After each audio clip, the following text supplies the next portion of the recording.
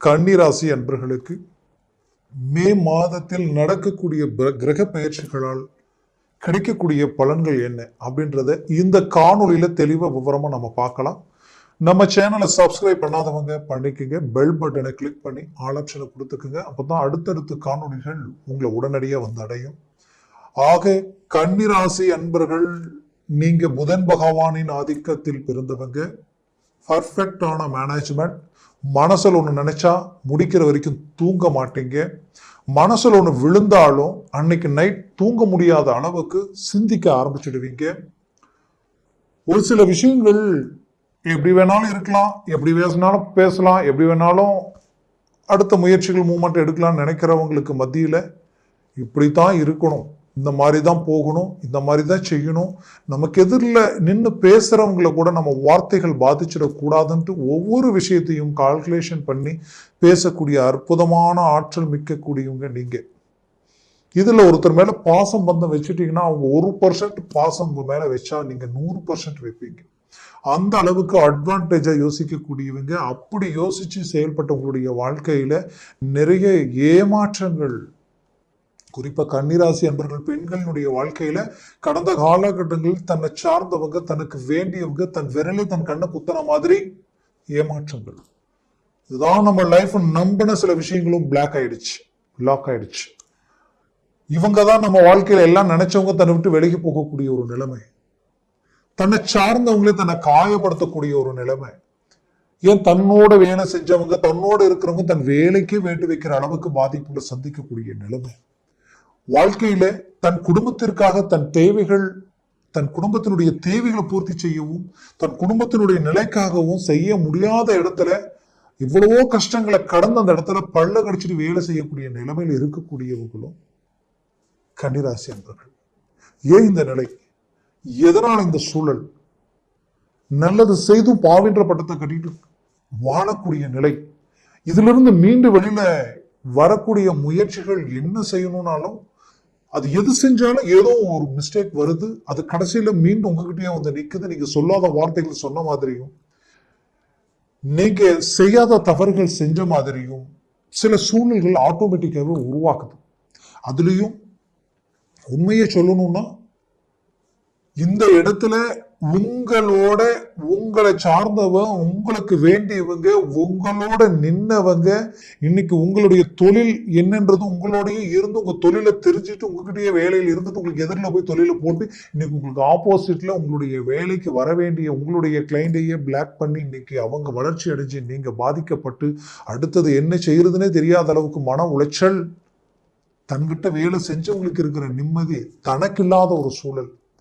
இன்னைக்கு நாம எங்கேயாவது வேலைக்கு போயிடலாமா தொழிலை விட்டுட்டு அப்படின்ற அளவுக்கெல்லாம் பாதிப்பு சந்திக்கக்கூடிய நிலை. இது எல்லாத்துக்கும் காரணம் 7ஆம் பாவத்தில் இருந்த ராகு, லக்னத்தில் இருக்கக்கூடிய ராசியில் இருக்கக்கூடிய கேது. அப்ப இந்த கேது இங்க என்ன பண்ணும்? சடனா ஒரு முடிவுகள் எடுக்க செய்யும், சடனா எந்த விஷயத்தில் இறங்கக்கூடாத இறங்க செய்யும், யார்கிட்ட வாக்கு கொடுக்க கூடாதோ வாக்கு கொடுக்குற மாதிரி ஆயிடும். அந்த வாக்குக்காக நிறைய பிரச்சனைகள் போய் லாக் ஆகிற மாதிரியான நிலைமை. நாம சில விஷயங்கள் பார்க்கும் பொழுது எதையும் நீங்க ஆழ்ந்து சிந்திச்சு செயல்படக்கூடிய நீங்க எப்படி இதை நான் கமிட்மெண்ட் பண்ணேன்னு தெரியலன்ற அளவுக்கெல்லாம் பாதிப்புகள். உங்ககிட்ட ஒரு நல்ல ப்ராப்பர்ட்டி இருந்திருக்கும், அந்த ப்ராப்பர்ட்டியை கேட்கும் பொழுது சரி நம்ம கொடுக்கலாம், கடைசியில பார்த்தா சம்மந்தமே இல்லாத ரேட்டுக்கு டக்குன்னு கொடுத்துட்டு வெளியில வந்துட்டு அது பார்த்தா இன்னும் நமக்கு எவ்வளவோ மேல லாபம் வந்திருக்கும், நம்ம ஏன் பண்ணோம் இந்த வேலையை அப்படின்ற அளவுக்கெல்லாம் வருத்தம். இப்படி நிறைய பிரச்சனைகளை கடந்து வந்துட்டீங்க. இதனால என்ன ஆயிடுச்சுன்னா குடும்பத்தில் பல்வேறு விதமான பாதிப்புகளை சந்திச்சிட்டீங்க. குடும்ப ரீதியில உங்க குடும்பத்திலேயே சில பிளவுகளை சந்திக்கக்கூடிய நிலைமைக்கு நீங்க ஆளாயிட்டீங்க. இது எல்லாத்துக்குமே கணக்கெடுத்து பார்த்தா ஏதாவது ஒரு மாற்றம் பிறந்தா போதுமே, வாங்காத கடனுக்கு வட்டியை கட்டக்கூடிய அளவுக்கு நெருக்கடிகள், வட்டிக்கு பணம் வாங்கி வட்டி கட்டக்கூடிய நிலைமைகள். அப்ப இதுல இருந்து மீண்டு வரதுக்கு நீங்களும் உங்களுடைய கௌரவத்துக்கு கட்டுப்பட்டு எங்கெங்க வாங்கக்கூடாதோ என்னென்ன பண்ணக்கூடாது எல்லாத்தையும் பண்றீங்க. ஆனா இதுல இருந்து வெளியில வரதுக்கு உண்டான முயற்சிகள் உங்களுக்கு கிடைக்கல. என்ன ரிஸ்க் எடுத்தாலும் அது ரிஜெக்ட் ஆகுது.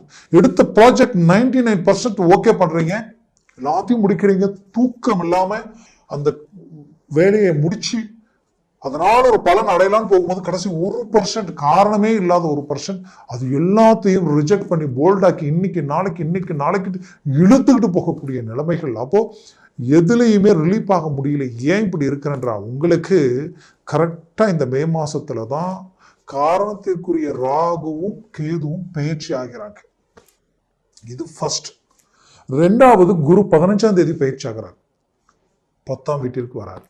அடுத்தது பாத்தீங்கன்னா சூரிய பகவான் உங்களுக்கு அஷ்டமஸ்தானத்துல நின்ன சூரியன் மீண்டும் 15ஆம் தேதிக்கு மேல கரெக்டா வந்து பாத்தீங்கன்னா ரிஷபத்துக்கு 9 பாக்கிய சம்பந்தப்பட்ட இடத்துல வந்து உட்கார்றாரு. உங்கள் லக்னாதிபதி 7ஆம் தேதி வரைக்கும் தான் இந்த மாசம் நீச்சம் அடைஞ்சு நிற்பார். அதுக்கு மேல பாத்தீங்கன்னா அவர் அழகா உங்களுடைய மேஷராசிக்கு வந்துடுவார். அப்போ இங்க எல்லாத்தையும் கிரகங்களுடைய சுழற்சிகளை பார்க்கும் பொழுது ஏதோ ஒரு மாற்றங்கள், திடீர் மாற்றங்கள் உங்களை உண்டாக்கணுன்றது 100% அதுல உண்மை. அதுல முதலாவது பாத்தீங்கன்னா இந்த ராகு 6ஆம் வீட்டிற்கு வந்ததுனால என்ன ஆகும்னா, ரொம்ப நாள் தீராத பிரச்சனைகள் தீரும். உங்களுடைய எதிரிகள் உங்களை விட்டு விலகுவாங்க. ரொம்ப நாள் பிரச்சனைக்குரியவர்கள் உங்களை விட்டு விலகி உங்களுக்கு வழிவிடக்கூடிய வாய்ப்புகள் பிறக்கும். கோர்ட்டு கேஸ் பிரச்சனை, சட்ட ரீதியில் இருக்கக்கூடிய பாதிப்புகளை சரி செய்யக்கூடிய அருமையான வாய்ப்புகள் உங்களுக்கு கிடைக்கும். அதுலேயும் குறிப்பா சொல்லணும்னா உங்களுடைய 6ஆம் வீடு மட்டும் இல்ல, 12ஆம் வீட்டில இருக்கக்கூடிய மோட்ச சம்பந்தப்பட்ட இடத்துல மோட்சகாரகன் கேது பகவான், ஞானகாரகன் அந்த இடத்துல போய் உட்காரும் பொழுது மோட்சம் கிடைக்கும். மோட்சம்ன்றது என்னன்னா, இத்தனை நாளா குடும்பத்துல சுபகாரியங்களுக்குரிய முயற்சிகள் எடுத்து திருமண முயற்சிகள் தடை ஆயிட்டே இருக்குன்னு நினைச்சவங்களுக்கு கண்டிப்பா கை கூடும், சுபகாரியம் நடக்கும். கட்டின வீடு பாதியில நிக்குது, அது மீண்டும் கட்ட முடியுமா நினைக்கிறவங்களுக்கு கண்டிப்பா இந்த நேரத்துல கட்டி அதை பினிஷிங் பண்ணக்கூடிய வாய்ப்புகள் பிறக்கும். செய்த வேலையில ப்ரமோஷன் கிடைக்கக்கூடிய வாய்ப்புகள் நெருங்கி வந்து சில சூழ்ச்சிகளால தடைப்பட்டு நிக்குது. தன்னை விட தகுதியே இல்லாதவங்களுக்கு இந்த வாய்ப்புகள் கிடைக்குதுன்னு நினைச்சவங்களுக்கு கண்டிப்பா இந்த முறை உங்களுக்கு அதற்குரிய வழிகள் பிறக்கக்கூடிய ஒரு சூழல் உண்டாகிடும். அதற்குரிய வழி பிறக்கும். அதற்குரிய முயற்சிகள் எடுங்க. அது மட்டுமல்ல, உங்களது வாழ்க்கையிலே இத்தனை நாளா நீங்க பட்ட கஷ்டத்துக்கு உண்டான பலன் சினிமா துறையில் இருக்கிறவங்களுக்கு ஒரு நல்ல டேர்னிங் கிடைக்க போகுது. அருமையான திருப்பங்கள் கிடைக்க போகுது. அதுலயும் குறிப்பா பெற்ற பிள்ளைகள் அவங்களுடைய ஆரோக்கியத்திலையும் சரி, அவங்களுடைய கல்வி ரீதியிலே ஒரு நல்ல மாற்றங்கள் பிறக்கும்.